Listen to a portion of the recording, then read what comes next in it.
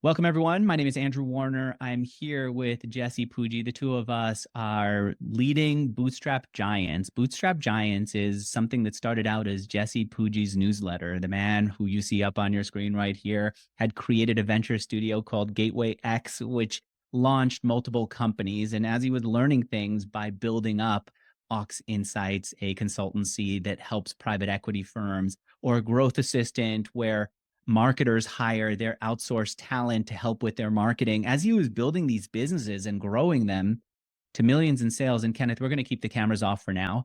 As he was doing that, he said, I'm learning a lot. I'm going to publish a newsletter where I show that.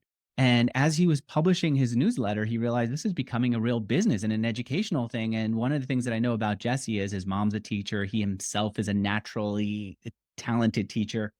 He said, you know what? I'm going to start to teach some of what I know. And today, specifically, what we're going to be focused on is productivity related to sales. Jesse has a technique that he uses across all these companies, even though they're different. Bootstrap Giants does education, Ox Insights, private equity, consulting, growth, you know it. They all do differently. They still all use the same sales productivity techniques. And we're going to be showing that, and we'll show you some of the AI and some of the other tools that we use. Specifically, actually, the number one tool that we use is Superhuman. Everyone who's here will get to see how we use Superhuman to improve our productivity in general and also to help with sales. And so, Jesse, thanks for coming on here. Thanks for teaching, and I'll be monitoring the chat and helping guide the education here. Yeah. Well, thank you everyone for joining. Can you guys hear me okay? Andrew, can you hear me okay? Absolutely. All right. Let's get a thumbs up from anyone. If you can hear us, let us know. Yeah, let us know. I think, there's a couple big things from my perspective I wanted to chat about today. If you've heard me talk about this or you work with me, when I think about sales for B2B companies, I think it all starts with meetings. And so anyone listening here, if you were working on my companies, you would hear me talk a lot about how many meetings did we get a week? And I'll meet founders and they'll tell me, hey, my business is not working, Jesse. I'm having issues. It's not scalable. My pitch isn't working. And I'll go, how many meetings did you take last week? And they're like, 2. And how many did you take the week before that? 5. And what about the week before that? I don't know. And then immediately I go, well, hold on. The reason your business is not working is because you're not consistently generating meetings. And for those, how I think about it is you obviously want to find a way to generate meetings in the cheapest way you possibly can and in the highest converting way you possibly can. And I always think of the funnel as, what does it take me? What activities do I need to do here to get a certain number of meetings? I'd pick the number 5 or 3, depending on what your business is to start. And then of the 5 I take every week, both how long does it take me and what percentage of those convert into deals? And to me, that's why I love meetings, because it's a fulcrum point. As long as you have more meetings coming, you can constantly build up your pipeline. And as anyone who's a founder or in the sales world knows, that's a super, super important part of everything. And so, that to me is the baseline for the beginning of everything. And that's why you'll see, we talk about, today there's Superhuman, and we'll talk a lot about how I use LinkedIn and some of the things on Google Docs to create some of these areas. But, as an example for me, I get to inbox 0 every day. And the 2 things that I'd say that really drives for inside an organization, one is I get back to everyone every day. So there's never a deal sitting in my inbox that I miss. But the other thing is, like, as Andrew knows, if there's a loose end in my inbox, you're going to get an email at some point in the day and go, well, what did we follow up with this person? Did something come back from it? So it sets a certain tone internally for how people relate to getting work done and speed and a bunch of other things. And we'll talk about both of those things today. So first, we're going to talk about this thing I call the mutual intro playbook. And what it is a system I use to basically get very high quality meetings very cheaply in a very sustainable way. And then I want to pivot and talk about some of the things I use and how I actually put this to use inside of Superhuman and some examples for how we work. And so, what do you think, Andrew? Talk for 20 to 30 minutes, 25 minutes, and then open up for Q&A? Absolutely. Okay. And I'll demo something also to make sure that people get to see it from a couple of different angles. Cool. So let's start. Today I obviously have a pretty big network and a big platform, but I was 25 once upon a time starting a company called Ampush, and we were selling basically Facebook ad management services to companies. And the first thing that occurred to me was like, well, how am I going to get meetings? And for whatever reason, I said, well, hold on, I've got to know someone who knows someone. That's just always the way my mind has worked to be able to get meetings. So let me show you guys a very basic system that I use, and I'll show you how I've scaled it. So let's assume what's a business, Andrew? What do we want to sell? Jesse, I just talked to someone who has AI expertise, who is selling AI as a service to businesses. And specifically, what they're doing is they're doing productivity for those businesses. They're helping with development. It's basically what she's doing is So no. who is the person at the company they want to sell to? The That's a good founders, the question. CTO? Yes, to founders of startups that are beyond the early stage. So Got it. specifically, So, once and they let me get just show five. everybody what this looks like. Like this Mhm. was for a previous company we launched. These were the name of the companies. Obviously, the name of the company is super important, as you can see here. But then really the question I just asked Andrew is really, really important. Who am I specifically selling to in the company? So let's say in your example, let's say CTOs in your example. So the first thing I'll do is it's super basic. I'll just go to my LinkedIn and go CTO. It sounds so dumb, but then you can actually do a little bit of sorting, and you guys can follow along and do this with me if you want. And I can see people and the word CTO, right? And let's just talk through some of the things you can do here. I mean, you could look at locations too, which is pretty interesting. You can look at current company, you can look at former company. Um, and I have no business relationship with LinkedIn, by the way, so this is not an ad for LinkedIn. But the first thing I would always do is I'd go, well, who do I actually know that is a CTO?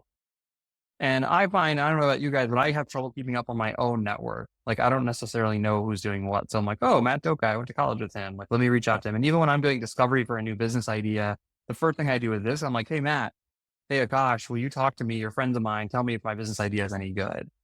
And so the first thing I do is the first degree. So this is the easiest one, right? And you can do it for any, and I find almost any title works. So if I want to do director of HR, just as an example, again, same thing. Like, who are people I know who are directors of HR? Now, again, I have a pretty big network, so you're going to go, well, Jesse, that's unfair. But when I was 25, I did the same thing, and then get rid of the first degree and let me look at the second degree. This is like the juice of this model. So now it's like, okay, hey, who's Nathan? Let me check him out. And I could even scan this briefly and go, well, I don't really know who these two people are, so maybe I can't get to this person well. Then I look at this one and I go, oh man, I know Rich super well. So, and I even this is a very, oh, I know Chase super well. I know Rishi well. So just as I'm eyeballing this is a very manual way, and I'll show you guys how to automate it here in a second, but I want everyone to understand how it works. I'm just looking at who I know who knows the person, these targets I want to get in front of. So let's go to Ian first. And here you can see I have 7 people in common with Ian. And I know Rich well. I know Adam pretty well. And I don't really know these other two. I know Arul a little bit. So the next step would be super simple. I would just go to Rich and I would say, I think he asked me for an intro recently. Look at that. But I would say, hey, Rich, hope all is well. Do you know Ian Latinsky well? Now, I'll show you a couple example messages here in a second that you could send. But I love this one because it's short, it's sweet, it's very unpresumptuous, it's not overwhelming the person, and they know exactly what's coming next and how they're going to choose to respond. So in some ways, I'm letting them choose whether they want to make an intro without ever saying the word intro. Because he knows I'm not just curious if he knows Ian well. And what I typically get back when I send 3 of these is one person doesn't respond. They may be busy or whatever. They just don't want to respond. One person goes, Jesse, good to hear from you. But I don't know Ian very well. And by the way, 25% of the time, the person who responds goes, by the way, let's catch up. And then, or they're like, well, what are you working on? And they turn into a sale. Like, I'm not kidding, right? So it's like a really interesting way to tap my network. And then the third person responds and goes, oh, it's my cousin. Right. And again, depending on how well I know Rich, I may text him, I may get on the phone with him. Hey, it's so good he's your cousin. Here's what I want to do. Can you help me? What do you think? But oftentimes I'm just like, oh, you know him well? Cool. Could I send you a quick blurb you could forward to him? And he asked for an intro to talk to me about X, Y, and Z. And to be clear, this has come up in the past. That intro, it's clear to Ian that I'm asking for a commercial intro. It's not like, let me meet your friend and then I'm going to pretend I'm not selling him something. It's very clear. I'm not trying to like build a relationship first and then go there. So that's kind of the basics of this mutual interest system. And I want to show for those people who go, again, Jesse, I don't have a huge network. In my early days when I was a founder, to go back to our list here. Jesse, while you're searching, and this is, how do you feel about this is a very basic way. Let me turn off CTO real quick. Let's actually pick a specific company's name. So let's say our target is PepsiCo. Mhm. Go ahead. So if I want to go to PepsiCo now, I'm looking at my third degree connections. I might go to the profile here and I want to see who my third are, just to make the point that, um, so if I want to meet this marketing manager, Shreya, I can actually see through LinkedIn. I'm forgetting how you do it, Andrew, but there's definitely a way, I think, where I can see, might be through Sales Navigator, where I can see who knows that person, who knows that person. And in my early days when I was starting my businesses, I would absolutely um, use the third degree connections to be able to get to someone to it. It takes a little bit more time. It takes a little bit more energy, but again, a lot of positive things come from it as you start to do it. And now as we start to think about this, there's, one thing you'll learn, especially with third degree, is if you start going to people you know well who are in certain categories, what I've found is you have 5 or 10 friends who you'll talk to and catch up with, and you go, hey, do you know like 10 people? Would you be okay if I sent you a bunch of different emails asking you for intros? People do this with investors a lot. I do it for people, but there's a whole sort of network of like, oh yeah, send me something, and I'm happy to send a handful of these over for you. And that person sort of is a major connector in your network, and you'll see a big part of that. What were you going to ask me, Andrew? I was going to suggest that we get somebody here who's watching us live who wants to try this themselves, who is willing to say, you know what, I am in sales. I'm looking for a specific type of person, and it doesn't have to be in sales. If you're trying to sell anything and there's a specific type of person you want to reach, let us know right now in the chat. I'll pick one person. We'll bring them on. If you want to share your screen, we'll help you find people that you can reach out to. And we could do it right now live. And I do see you saying me and let's do it. Can you tell me who you're trying to go for? I want to pick someone who is a good demo option. So I can see Laquan has said, Yeah. I am in And AI. I know, Andrew, you said, Andrew, I forgot one thing Andrew wanted me to share with everyone is like, I've built 3 now 8-figure businesses using this as a foundational system. So the first one was Ampush. We had $500 million a year in ad spend. One of the tricks we did was we found a lot of how the VCs were connected to the portfolio companies as our way to get through the targets. And so we said, okay, that's a cool way to do that. But Ampush, we grew companies like Uber, Dollar Shave Club, Peloton. We started Growth Assistant 3 years ago. We used this system again to kind of get in front of a bunch of people. And now we're using it in private equity with Aux Insight. So this system has worked for me, even right now. I can probably even pull up a Slack example, but we're constantly using this system everywhere to, if you see, you'll see stuff like how we're getting meetings. Let me see if I can find a good actual back and forth.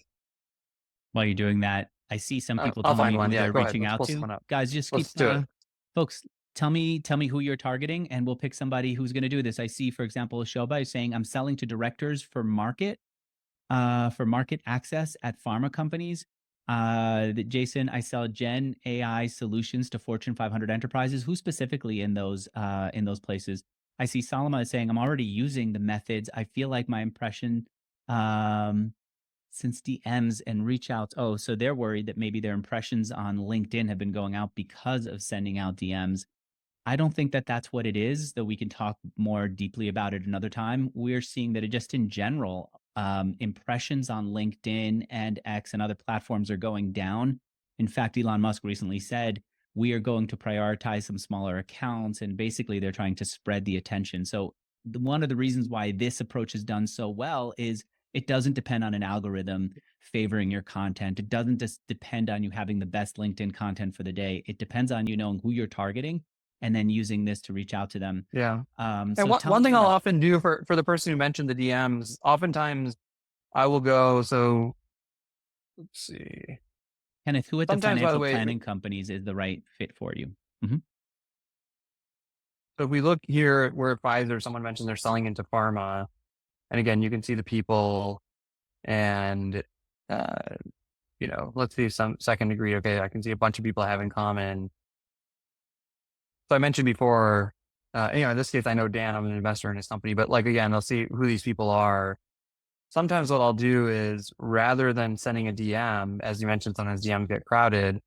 I'll just go, let's say who this prep person is, and I'll hit here and I'll just get their contact info from LinkedIn. Right. And even sometimes I'll just shoot a text to someone and go, hey, Brett, saw you know this person. It's Jesse Pujji. It's been a while. And so the other cool thing just to know that little feature in LinkedIn is that you can scrape the contact info And, one of the biggest pushbacks I get from this that I want to even get ahead of and addressing is, well, Jesse, this is like, oh my God, this is so much work. It's not scalable, blah, blah, blah. And I want to say two really important things about that. The first is it is actually scalable. And let me show you that here in a minute. And Andrew, tell me other examples you want me to do. But the other thing is this is your network. And so I would not recommend you start by trying to scale it. Even when I've tried to scale it without getting my hands into it in the beginning, people are like, dude, what is going on, Jesse? Like, who are these people? Like, why are you sending me this weird message? And so it does take learning it from the basics, but I guarantee you, even yourself, 5 hours a week, you can get 5 meetings a week using this system without any third party, without any growth assistance, without anything. You can use this system to get yourself 5 meetings. Like, you'd be shocked at how fast you can work it. And that's part of the superhuman piece of this as well. All right. I asked Kenneth to bring his camera up, unmute himself. Kenneth, tell us again who you're going for. And then Jesse, if you stop sharing your screen, we can get Kenneth to do the same thing once his LinkedIn is up on his screen. And we'll demo this for you right now. Don't forget to unmute yourself, Kenneth. Thank you. Okay. Well, what's the question now? Bring up. Yeah, bring up your LinkedIn. Okay. And while you're doing that, just tell us again who you're going after. You're selling AI coaching to financial who? Well, I'm actually a former certified financial planner, but I've been an executive coach, sales and business coach for 20 years. Okay. Did I answer your question? Yes. And so what I'm doing is I'm selling. I'm actually kind of rebranding myself. Like my thing is sales. I love consultative selling. That's what I'm very good at. The sales made on the first appointment. But I want to add in AI to that. So I'm taking AI classes and getting certifications. And so the point was made to me that I should probably focus on certified financial planners or financial services companies, although I want to go after technology because I was a systems analyst before I became a CFP. But yeah. All right. Let's bring up your LinkedIn. You're going to be selling AI coaching to financial planners. This will work on other platforms too, but we're going to use this as an example. Let me know when you've got LinkedIn up and start sharing your screen. Okay, I share my screen. Yep. I gotta remember. Now I gotta remember how to share my screen. There's a box right underneath. Yeah, okay, I got it. Okay. Let's do it. Thanks for the opportunity, by the way. Glad you're doing this. I think this is a good example for everyone else. All right. So Jesse, if he's trying to sell to financial advisors, what should he be searching for? So I think the first thing I would do is pick a company target, Kenneth. So I would go to, let's say in St. Louis, Edward Jones. So go to the search bar and type in Edward Jones.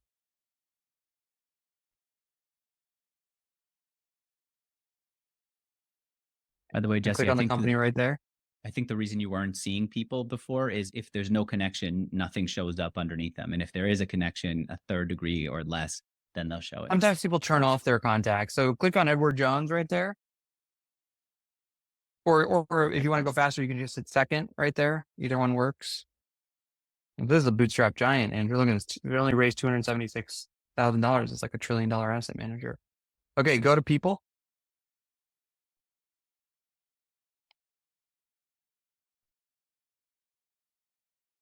And then you could search financial advisor, or what do they, you know what they typically call themselves? Scroll down just a little bit, Kenneth. Okay. So we can see some examples. Financial advisor. So let's go to Paul. Here's Paul right here, Paul Ripa. And looks like 3 people in common. Do you know Greg, Mike, or let's see who else? Where sounds right.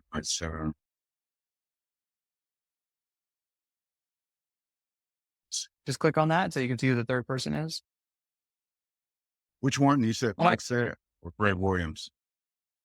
There's a third one too. It says and one other mutual. Oh, okay. Let's just click on that to see who they are. Peggy. So what I would probably do if I were you is I would just message all of them. And I would say, hey, it's been a minute. Do you know Paul Ripa well? And now, funny enough, Mike looks like he's also a financial planner. And so depending on what he says, you maybe want to go back to him and say, hey, it's been a minute. I'd love to catch up with you as well and tell you what the new thing is that I'm working on and get your advice. One thing for I live close close. I live in Atlanta, Georgia, and that's probably know that guy, maybe. And we have a Yeah, I connection. also for my direct connections, one other pro tip for everyone is I also find it helpful if it's someone I know already, go, hey, I want to get your advice on this new thing I'm working on, and genuinely seek their advice. Now, oftentimes during that conversation, they'll go, whoa, I like what you're doing. I'm in. I would love to try it. But if I were you, in less than 2 minutes, we got this, and it might take you a week, but I guarantee if you do 10 of these that we just did, you will get 2 to 3 meetings from it. And it doesn't take very long. And not to mention, again, you may get a bunch of adjacent meetings that come through people like Mike, who already is potentially one of your customers as well. And so anything else, Andrew, you want to cover? Nope. I think this is good. If you feel comfortable sending out a message right now, I would send out a message to them right now while we're on the call, as long as you're sharing your screen. Let's do it. Okay. You want me to send it to Peggy? Oops. Press a message. No, I always send the same message to all 3 of them, Kenneth. So you can start with Peggy and just say, there you go, Peggy, it's been some time since we connected, and get rid of the how have you been?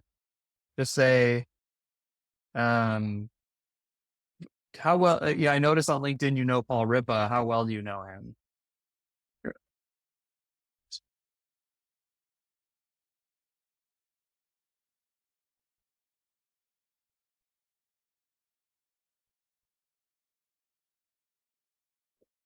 Is that Paul? Oh, yeah. I can't remember that Yeah, person. Paul Ripa. He's in the top left. You can see his green name is highlighted there. Left. Oh, okay. Well, hold up. I don't see that highlighted. Well, just tell me who it was. Ripa, RIPPA. PPA. Thank you. And what was the next thing to say about that? No shoot. Do you know him well by chance? Okay.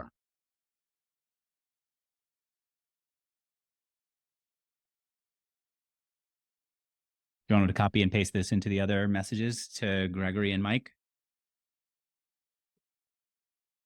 Sure. A chance. There you go. Chance. Yes. Question mark. Yeah. Does it feel like a lot of pressure with all of us watching? Yeah. I got a D in typing in high school. I had to Wait, don't copy the hot I wouldn't copy his name. Yeah. Just copy the message or her name. Okay. Don't copy his name. Don't copy her name. No name. Copy this part, not this part. I did it right. Nope. You said don't copy her name. Yeah, Okay. exactly. I got you now. Okay. You got it. There you go.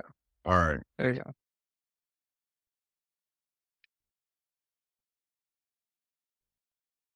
Save that. All right. And now you see, you don't even need to save it. You've got Mike up there. You've got Gregory there. You can do the same thing for them. All right. Why don't you turn off your screen share, and I'll let you do the rest of this in private. But I think people are getting the picture here, right? And so the vision is, while you do that, don't forget to stop sharing your screen. I don't want to see things by accident that we shouldn't be. All right. And your webcam too. There you go. So now that we've kind of done a very straightforward example of that, and one thing I will point out that was helpful kind of is, we were telling copy and paste this, like you can get really good at some of the more tactical things. And it's a good example, for me, I will, one of the things, Superhuman is great. For example, you'll see they have a million different shortcuts to make this a lot faster. Let's see here. I'm asking them, what are your shortcuts? They changed some of them. You know how to pull up all the shortcuts, Andrew? Yes. Hit question mark. I used to do that. That doesn't work anymore. Okay. In any case, you can use a lot of different things here. They have something, for example, one of my favorite tools is called snippets. And so you can see all of these different snippets I have saved here. So, we have different ways we're doing things. Here's an example of a sales snippet we'll use. So this is for our business growth assistant. If someone needs to tell me the link, boom, I can fill it in very, very fast. If I'm sending this to Andrew, I'd say for Bootstrap Giants. And I put a quick message on top. Andrew, long time. I started a new company. Check it out. And you'll see this. We use it again. You can just look at my snippets. You see this. I do it for my teams. So on sending appreciations, I write that down. I have this. I have other networking things. Just Someone excuse me sends me a for a message. moment. I want to make sure that we also talk about how to jump from LinkedIn to email addresses. There are tools. I like the tool Contact Out, that for free, you'll get a few email addresses from your LinkedIn. If you pay, you can get even more. But the idea with Contact Out is you see someone on LinkedIn, and if you decide, unlike Kenneth, that you do not want to send out a message to them using the InMail, you go to Contact Out. There's a plugin that fits in with your Chrome. You press a button and you'll get their email address. And I could demo that, but the idea is simple. You just get their email address. And what Jesse's saying is, well, if you do take their email address and you want to move it off LinkedIn to a more personal experience like email, Superhuman is beautiful because it will create snippets. And I know Gmail does this too. So we're not here to just push Superhuman on you, but it is better sales tool. And there are a couple of other things that make it better.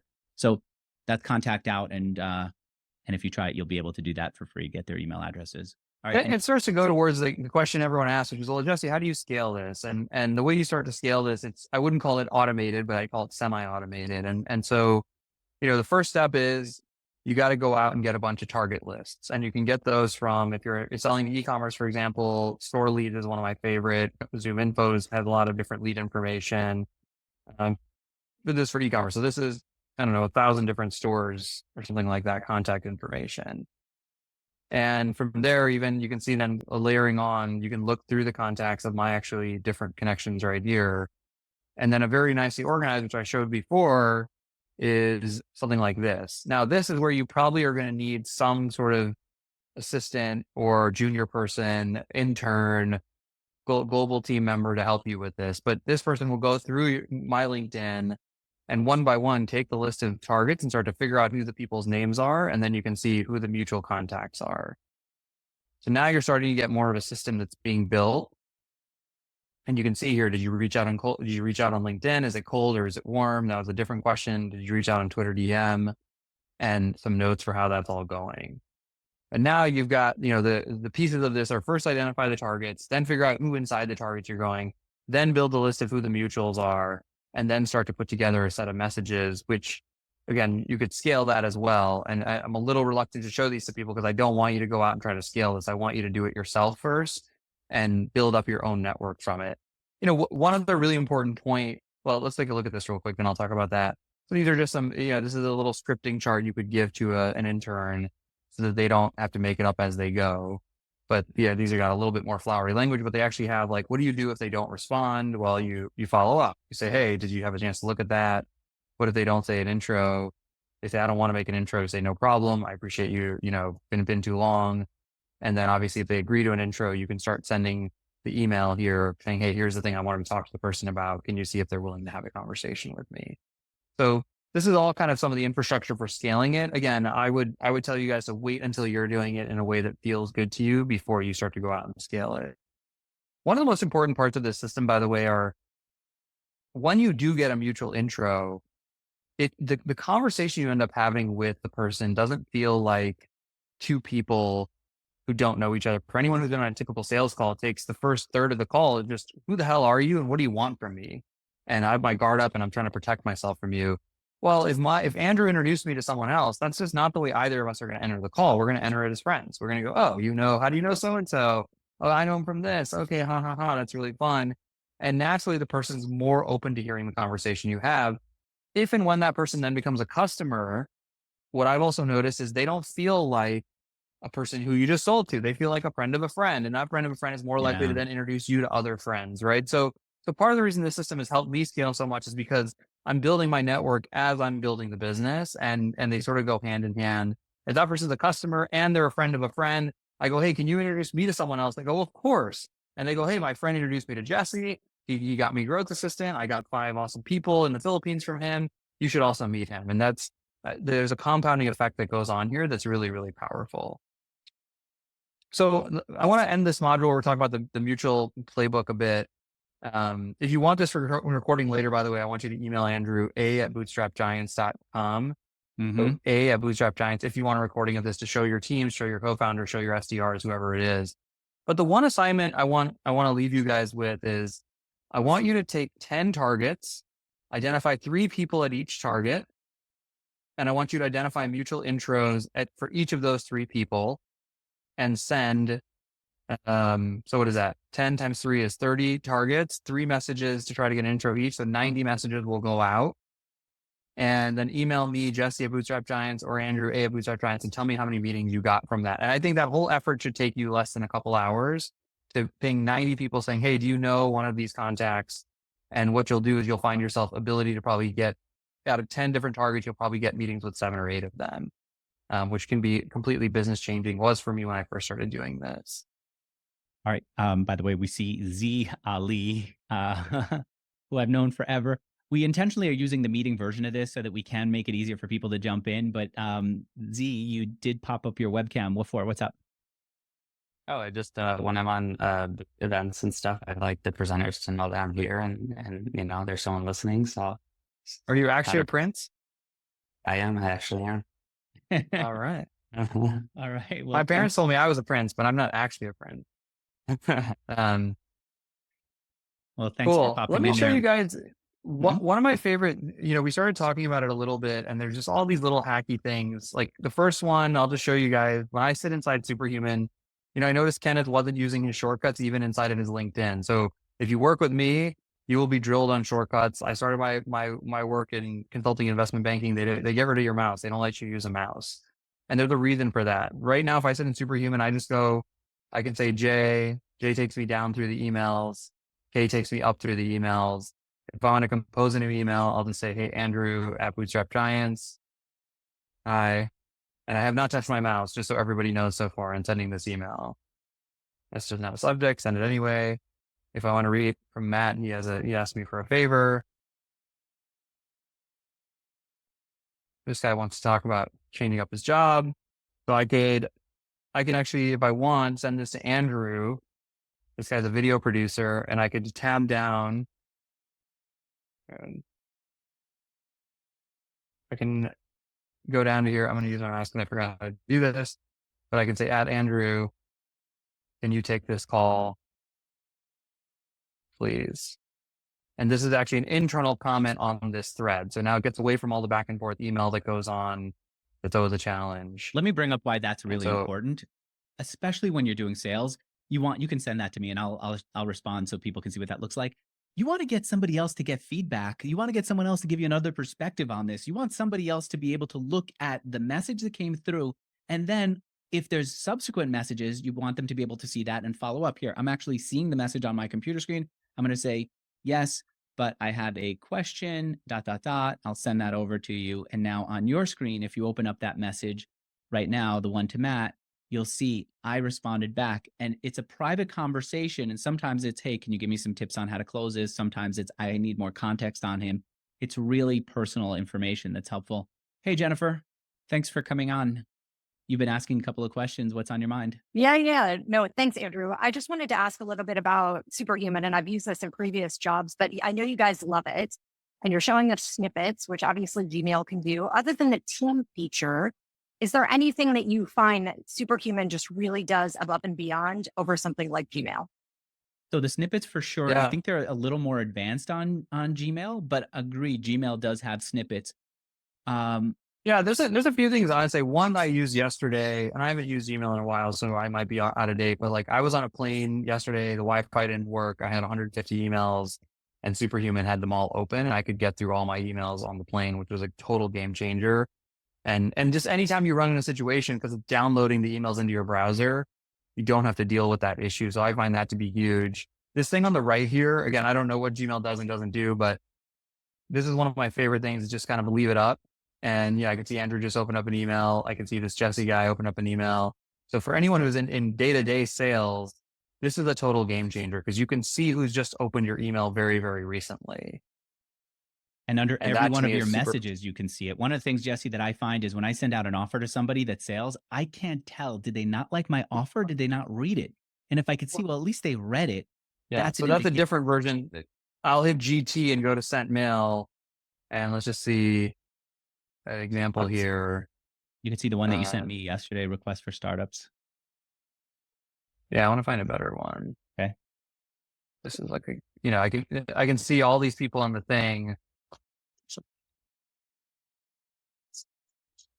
let's look at it. Like Andrew, when did he look at it? One other question I like to look at is how many times did they look at it? Sometimes you can see if someone's forwarded it on. So that tends to be a really, really powerful feature. For anyone who's super busy, like one of my employees, I tease all the time for writing really long emails is Steven. And I just joke with him at this point, like I don't read his emails. Like I'll go to him and I'll just hit the I thing, I or M. What did they change it to? They have switched it. There it is at the top. So now the little summary at the top is like, okay, like I can get the entire history of a back and forth thread in 2 seconds, which I just find super valuable. Would you? And then there's a bunch of stuff. Like if you look on the right side too, I do like how you can see his LinkedIn. If you don't know who the person is, seeing context like their LinkedIn, their angel list, their website, seeing all the past interactions is really helpful. Yeah. So Kevin, I didn't realize I knew him when this was first going on. We were selling to them. And then I was like, oh, wait, I do know him. And like we worked together when I was at Ambush and he was at Uber. And that like totally changed the way I reacted to the conversation.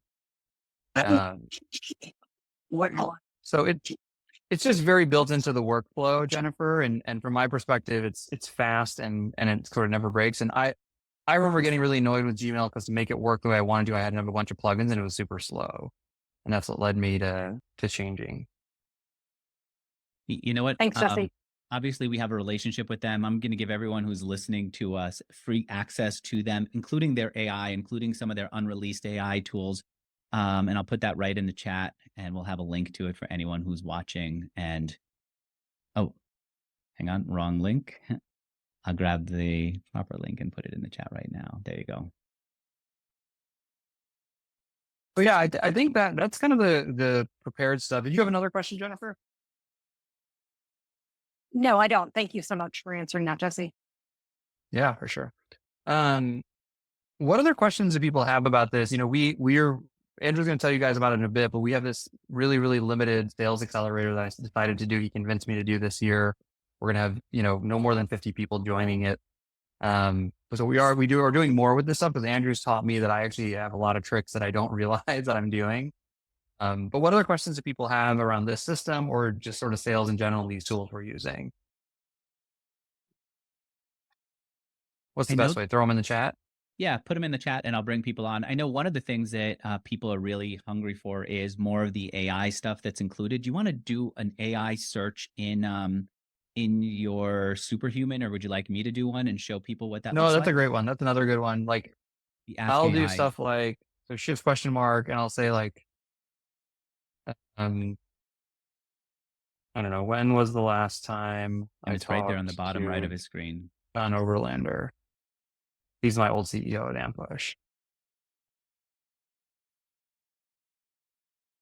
Okay, he sent that. Right. Or you can ask it to do more interesting stuff like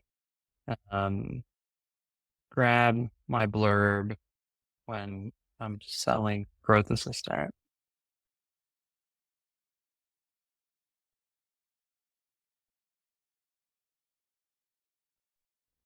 And it just pulls up that blurb. Or who do I know at Maven? Microsoft. Yeah, sure, Maven.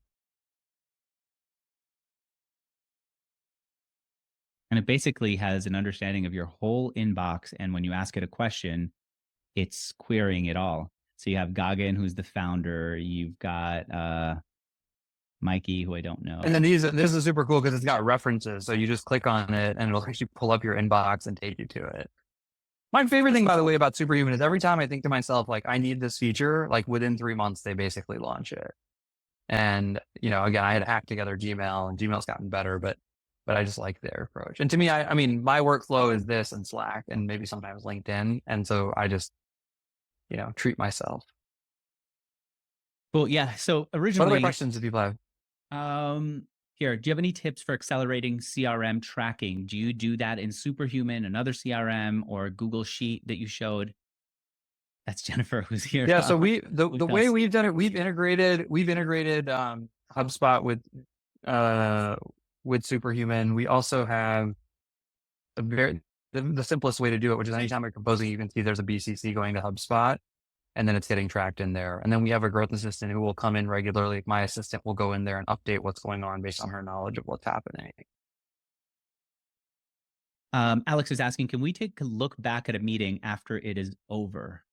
I would like to take notes. I got it. You want this meeting? Absolutely. I will get your recording. And if you want to make sure that you get a recording of that, if you didn't get the link to Superhuman or something else, email a@bootstrapgiants.com and I'll hook you up. I see a bunch of people have already done that.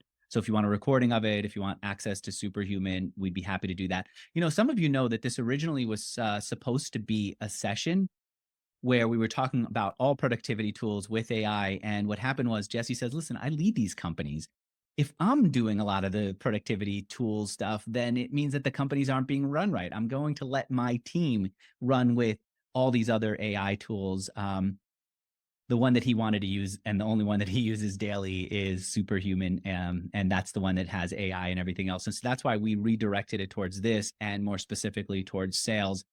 For people who are interested in sales, as Jesse said, we are putting together an accelerator to work directly with Jesse on this technique and beyond to help you grow your sales. And this is frankly, he's mentioned this, it's inappropriate for you if you have a small dollar amount product. So if you're selling a $10 product, working with Jesse's not the right move. He's the person who's going to say, what you're selling for $3,000, why not $5,000? And push you to sell for a higher value. So it is basically for people who are selling high value products, working in a meeting-based sales process. So you're turning on your webcam or turning on a phone app and talking to someone. If that is you and you want to work directly with Jesse, I'm going to have a conversation with you to make sure that this is appropriate for you. And the best way that I found to screen out people who are just looking to have a conversation and focus intensely on people who really want to do this is to ask for a small, fully refundable deposit. I'm actually going to put that in the chat right now. If you'd like to work with Jesse, we've got a sales accelerator program that we're starting. As Jesse said, I've been pushing him to do this. He said, well, if people sign up, then I'll do it.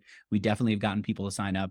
They've all used that link that I just put in the chat and put down a deposit. I will tell you that the majority of people, I will give a deposit back because it's not appropriate for them, including someone who just this morning we were talking, I said, it's not really an appropriate thing for you. You're too early. You don't have a product that you can sell well, and you're too afraid of even sending out a request for an introduction. It's just not appropriate. But for the people who are selling products at a few $1,000s, doing it in meetings like this is exactly what they've said they've needed, and we will bring them on. So if you're interested in that, there's a link right now, and I'd love to have a conversation with you. And Jennifer's nodding. And while Andrew was chatting, I just pulled up because I didn't close the loop. Like once someone agrees to make intros, in this case, Jay is a former employee of mine, so he agreed to make a handful. Now you can see this email comes from my inbox to him, basically asking. You can see in the name we set it to the person. We have the person's name in here, and then we're making it really easy for them for Jay to forward it on. And, there is a funnel here. Obviously, not all of these are going to get done, but this just shows you what it looks like. And, in this case, he agreed to 5 or 10 emails and we were able to get those sent through. And you'll see a lot of that, like, again, even what the mutual intro looks like. How do you pick up the mutual intro? So there is a whole sort of piece to this that I think once you get it going, you have a really nice flow of these conversations happening. What other questions do people have? Sales, tools? Just write them in the chat. A big one that came up earlier, which is why I might have misunderstood the last one, is the question that's come up a lot is about notes within meetings. What are you doing, Jesse, to make sure that you're taking notes, that you're getting feedback from people, and that what's said in the meetings is useful for you? Yeah, I mean, we have this tool that's still in beta, as you know. This is one of my favorite AI tools called Day.ai. And we use it constantly. And so, here you can see these are what it looks like. I try to find an actual sales meeting. And there are a lot of these tools, but the beauty of Day.ai is it does take really good notes. And then the other thing is it puts it into a CRM so you know when to follow up with whom instead of having to go to a CRM, fill out forms and move people along.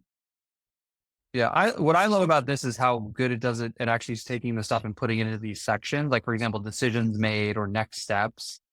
I find that to be super, super valuable. And then it gives some of the context that was discussed. And, this was an interview in this case. Let me see if I can find an actual sales meeting. Here, this is a sales meeting. So this is us pitching to a private equity firm, right? So again, the situation, what are the challenges? You can see exactly this, and then what are the goals and KPIs? So like the way this is organized is just, I've never seen anything do it like this. And so it's my favorite AI tool and it listens in on all our meetings and puts it all together. And then this can be dropped into HubSpot, or again, they're building their own CRM. Yeah. All right. Another question that's come up is, what happens if somebody doesn't respond? Do you do a follow-up message with them? Yeah, that's a great question. I think one of my rules in sales that I think a lot of people don't realize, or people get really, really, I'll use the word sensitive in sales. They're like, oh, they didn't respond. They hate me. And a million things go through their mind as to what's going on. And just think about yourself when you don't respond. How many times are you not responding to someone, whether it's you're being pitched or whether it's a friend messing you because you're mad at them or because you hate their product or service? 1 in 100 times, 10 in 100 times if you're a particularly angry person. Like, I think the vast majority of people are just busy as hell, right? You've got kids, you've got your boss, you got a million different things going on. And so I think almost always we'll just do like 1 or 2 nudges, even for the intro itself. Say, hey, just want to make sure you saw this, or I might use a different channel and go, hey, I sent you a message on channel. I wanted to make sure you saw it. And if you do too, and it's again, someone you go, hey, look, it seems like you're too busy. No worries. Like, I'll check in with you in a later time. It's not sort of eight follow-ups. Although depending on who I want to talk to, I've been known to follow up a lot. You can, if you really, really need to speak to a person, they will eventually talk to you. But I think in a normal course, a couple of good follow-ups at different stages of the funnel. And most of the time someone goes, oh, I'm so sorry. I totally forgot about this email. And they'll just do it immediately right then. And so my biggest thing is definitely follow up and definitely try to keep, and we'll talk more about this in the Accelerator, keep that positive attitude. No one's out to get you. No one's trying to fight you. No one hates you. They're all just busy. Everyone's busy trying to do their own thing. And you got to make them understand why what you're doing is important to them. All right. One thing that's been coming up is, and you guys might have seen me respond to Sachin about this, is what about consumers? If you're selling, Jesse, to consumers, how much of this is appropriate? Yeah, I mean, this is really what I've learned in B2B. I don't actually know the answer because I've never sold. The only way I've sold to consumers is running large scale paid media campaigns and email marketing and stuff. And so I'm sure if the ticket price went high enough, it makes sense, but this is really focused on B2B. And and one of the things about B2B is you're not selling, someone's not using their own money to buy something. They're using a company's money to try to get ROI for a goal. And so a big part of B2B sales is explaining to that person why it's a good use of their employer's money to spend with whatever you're offering. It's very different than selling someone individually something where I go to you and I go, well, you should really do this human with your own money. I'm more risk averse with my own money. I've got to talk to my wife with my own money. Like, there's a bunch of other things with my own money that's extremely different than a B2B sale. And so again, I would say this is not going to be super valuable to B2C if you're selling B2C. Maybe if you're selling private jet services to B2C, it might be valuable, like something that ends up being more like a B2B thing anyway. Fair point. Jennifer, I see you're still on camera. What are you thinking about this? Is this applicable for you?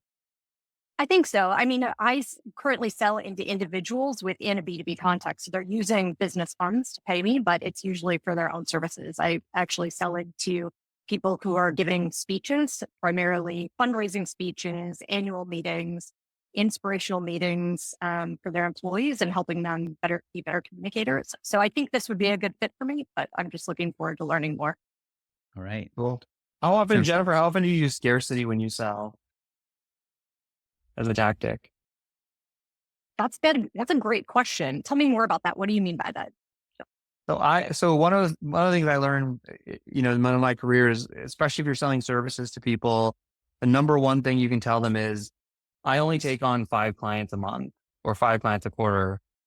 And what I observe when you do that, especially for someone like you in a pretty niche area, it seems niche-ish, like the person goes, oh, wait, I want to be that person. Like, how do I be that person? Right. Because you've immediately flipped the script. And what I tend to do is I'll say it in my intro, but it doesn't feel like a tactic so much as I go, hey, my name is Jennifer. Here's my history. Here's my story. I got into this in this way. I help a lot of executives. As you can imagine, I'm very hands-on, so I can only work with 5 people in a given month. And I thought, but someone mentioned this to you, or our friend thought we should meet, blah, blah, blah. Let's talk about it.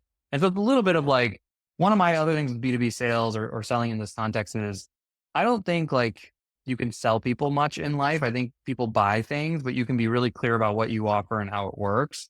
And I find scarcity to be one of the best ways to get someone to go, wait, like this person needs me more than I need them. Anyway, give it a try. That's a great piece of feedback. One thing that I found to be really effective for me is that a lot of people are under severe time pressure. And this is something that they find to be extremely stressful to go into this. And kind of what I'm promising is you're going to go in this feeling confident and ready and feeling great and having a great reaction and achieving your goals when you go out and speak to people. And so people, I think, get pretty excited about not having the stress of having to write all the speech all by themselves, think about it all by themselves. Like, Right. it's, people think about public speaking the way they think about death. So being able to make them feel a lot more relaxed is definitely a value. But that's a great way to think about it. I haven't used scarcity before, but I like how you explained it, Jesse.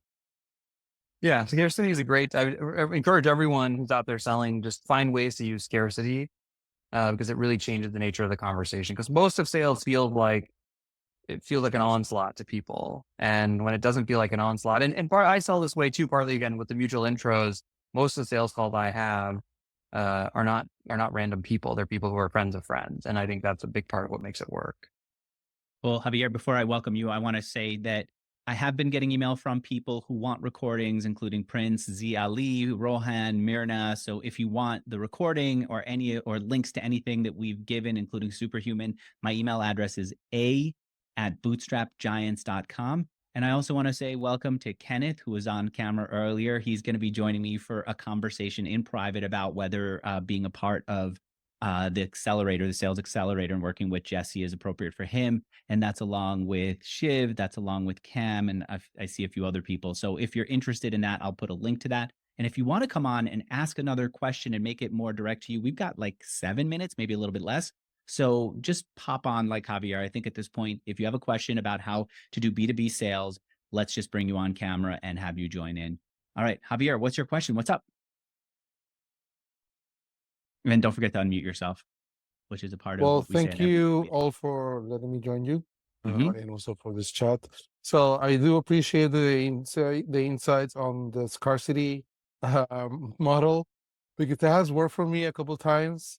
But I think in my terms, at least in my business, I focus mostly in training for B2B companies because they need help with software testing, automation strategies for the web applications. Very niche, as you say. So it's interesting to me whether your accelerator will be accommodating better for someone who's offering a product versus someone who's offering services. I mean, Yeah, I think it's more an ACV question. How much does your service cost?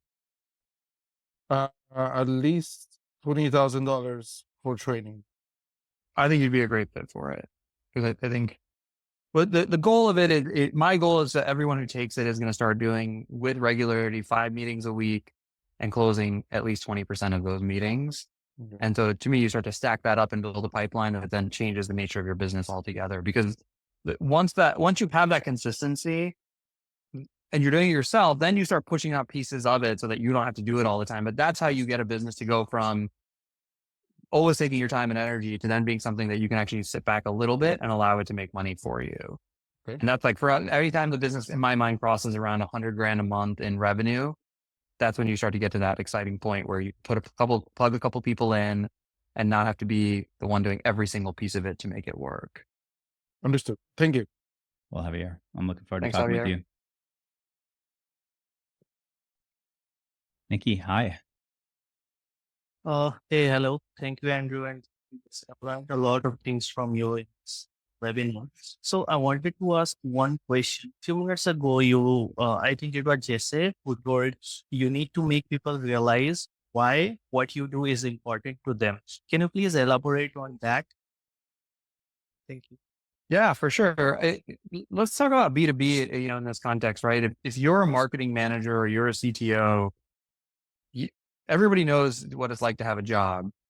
Most people want to wake up in the morning. They want to know what they need to get done. It's going to be a good job, and they want to go do that good job and then say that they did a great job. Outside of founders who are a bit of a different class and certain types of employees, and everybody's busy as hell. And I think that's one thing that I would tell anyone who's trying to sell is people are busy. They're not responding because you're stupid or they hate you. They're not responding because they have their priorities and you're either matching their priorities or not.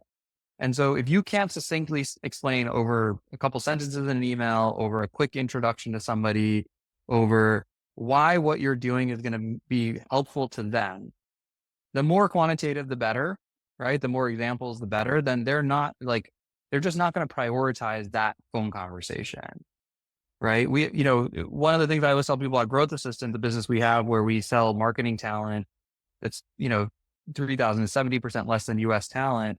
I go, it's the easiest sale in the world if we can actually deliver the person, because how easy is it to go, hey, we can get you the same level of talent for 70% less. So that's a very easy pitch to make. Now, interestingly, people still, when we say that out in the world, they're not aligned out the door.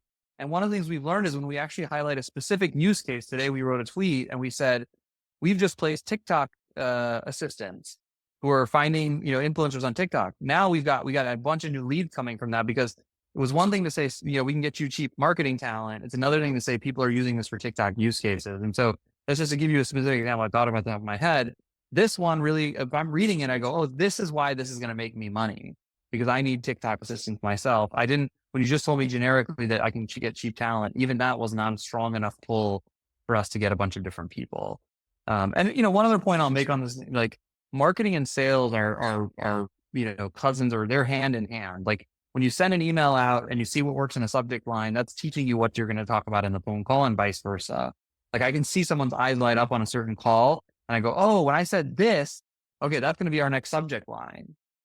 Right. And so there's a big interaction there, because you're learning what messaging works, and then that messaging carries through your entire marketing and sales funnel. One more question I had, just thanks for asking. Thanks for answering the previous question. So one more question I have, which is quite controversial. People fight over it. Like, which are the most, effective sales channel? Is it cold DM, cold email, or cold call?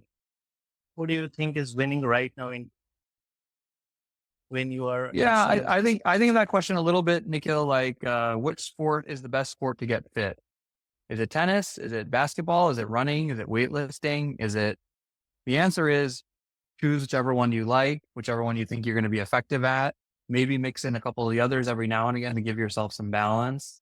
But I think too many founders spend too much time thinking about that question. And, today we all learned one, for those who are on the call, like this system I showed you guys, you really don't need to do anything else like other than this system for 6 months if you want to grow your business. Now, you'll have money coming in, you'll have clients, and then you can try cold email, or you can try paid marketing, or you can try Twitter link, Twitter threads. There's a million different things you can do, but I think the biggest issue people run into is wondering every time something doesn't work after a month, they go, oh, let me try the other thing. And the reality is, my rule is it's going to take you at least 3 months with more than 50% of your time to crack any repeatable marketing outreach or lead gen type effort. And so if you haven't spent 50% of your time for 3 months, I generally tell people I don't want to hear it. I don't want to hear that it didn't work yet, because you probably haven't given enough time and effort. Well, Thank you, Justin. So good. I know we're out of time. Let's just do a quick one with Javier, and we'll follow up with everyone afterwards. Javier, you want to unmute yourself? Yes. I think I definitely follow up on Jesse's idea on how sales and marketing are definitely related, to me more like brothers, not just cousins. So the second part that I learned recently is find a way to integrate sales and marketing in just one tool. HubSpot apparently is a pretty good option, but I think it seems like Superhuman has a feature actually that helps you speed this process. Did I misunderstand that? Could you please clarify that maybe? Yeah, Superhuman is your email instead of Gmail. It sits on top of Gmail, and it just has a bunch of feature sets. And I find it fast and easy to use, and I like how it syncs across everything. I just prefer it. And then that integrates with HubSpot. And I agree, HubSpot is probably the best solution for sales and marketing combined. Right. Thank you. Cool. Well, it's All good to right. meet you, Javier, Jennifer. Thanks everyone. Email a@bootstrapgiants.com if you want the free Superhuman and/or to talk more about our sales accelerator. All right. Thanks. And Jennifer, we've got a call tomorrow morning. I just saw your email. I'm looking forward to it. And Javier, thank you. Thanks, Jennifer. Bye. Bye. Bye, guys. Bye, everyone.